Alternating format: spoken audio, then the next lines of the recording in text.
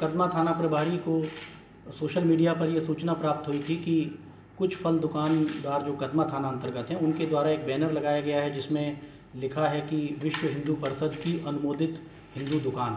इस तरीके का बैनर 6-7 दुकानों में लगा करके फल की बिक्री की जा रही है। इसका सत्यापन करने के लिए जब वहाँ पर पहुँचे तो उन्होंने उस तरह के बैनर को पाया और कोविड-19 की महामारी के समय जिस समय पूरे समाज को एकजुट रहना है, इस महामारी से निपटना है, प्रशासन का साथ देना है, उस समय में किसी भी दुकान में इस तरीके का स्लोगन लगाना या इस तरह का बैनर लगाना जो कि कहीं ना कहीं धार्मिक विभेद को पैदा करता है, उस तरह के बैनर की अनुमति प्रशासन के द्वारा नहीं दी जा सकती है। क्योंकि कोविड-19 की महामारी के समय में नेशनल डिज़ास्टर मैनेजमेंट एक्ट 2005 पूरे देश में लागू है और यहाँ पर भी वो लागू है। इस समय किसी भी दुकान, चाहे वो सब्जी फल की हो या अन्य है, वो प्रशासन की अनुमति से ही केवल खोली जा रही हैं।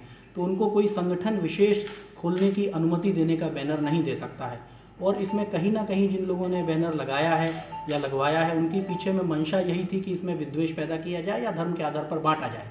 तो ऐसा इस महामारी के समय में बिल्कुल अनुचित है और इसको अनुचित पाते हुए थाना प्रभारी ने उनको इस बैनर को हटाने का निर्देश दिया और उनको जो है नोटिस देने की कार्रवाई की जा रही है। इसके अतिरिक्त चूँकि कोविड-19 की महामारी के संक्रमण के समय बहुत ही कम दुकानें मार्केट में ओपन हैं, तो वैसे में जब ऑलरेडी कम दुकानें हैं और उन्हीं दुकानों से सबको चीज़ों को लेना है तो उसमें किसी भी धर्म या संप्रदाय के आधार पर उन दुकानों को विभेद करना, अलग करना वो गलत है। कहीं ना कहीं उसमें मंशा है कि एक गलत मैसेज समाज के बीच में जाए। और इसमें महत्वपूर्ण बात यह है कि इस तरीके के जो दृष्टांत हैं वो राज्य में अन्य जगह पर आए हैं। जमशेदपुर में भी एक दृष्टांत आया जिसमें कि एक धर्म विशेष के लोगों को सब्जी लगाने से, सब्जी का दुकान लगाने से या फल इत्यादि का दुकान लगाने से मना किया गया है।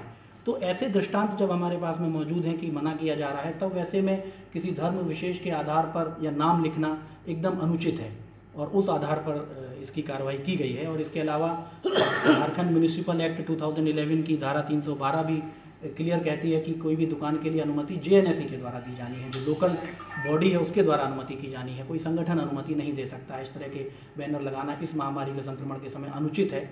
और जो सोशल मीडिया पर जो लोग इसमें बहुत ज़्यादा टिप्पणी कर रहे हैं उनसे भी मेरा निवेदन है कि पूरे पक्ष को वो जान लें और उसके बाद सारे पक्ष को जानने के बाद ही किसी प्रकार की टिप्पणी करें।